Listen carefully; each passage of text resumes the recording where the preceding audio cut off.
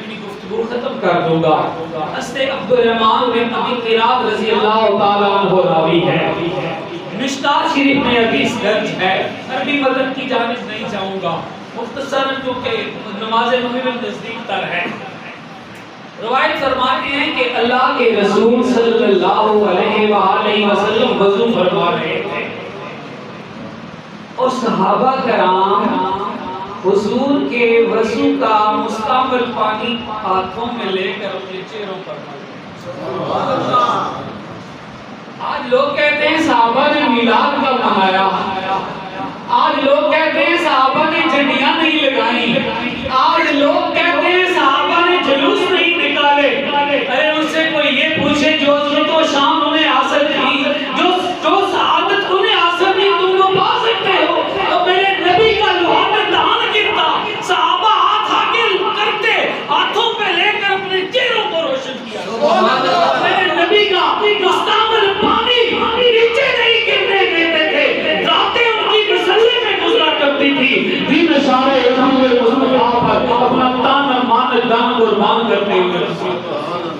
یہاں اس میں بات کر رہے ہیں, میرا موضوع تو نہیں ہے, نہ اجازت طلب دیتا ہے, لیکن نقطہ بڑا قیمتی ہے.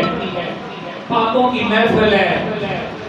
میں پھر عرض کروں کہ میں بابا جی غلام ربانی رحمۃ اللہ تعالیٰ علیہ اور بابا فضل چشتی رحمۃ اللہ تعالیٰ علیہ کا میں نے زمانہ نہیں پایا. میں نے بہت زیادہ ان کے بارے میں مطالعہ بھی نہیں کیا, لیکن درخت اپنے پھل سے پہچانا جاتا ہے. درخت اپنے پھل سے پہچانا جاتا ہے. ان کی عظمت و شان ڈاکٹر سکلین شاہ اور خواجہ غلام سرور شاہ کی نظر میں ہمارے سامنے آتی ہے. ہر جمعے یہاں پر لگنے والا لنگر پیٹ کے لیے بھی اور علمی پیاس بجھانے کے لیے بھی, ان کی رفعت اور بلندی کو زمانے کے سامنے لانے کے لیے آنکھ دیکھنے والی ہو.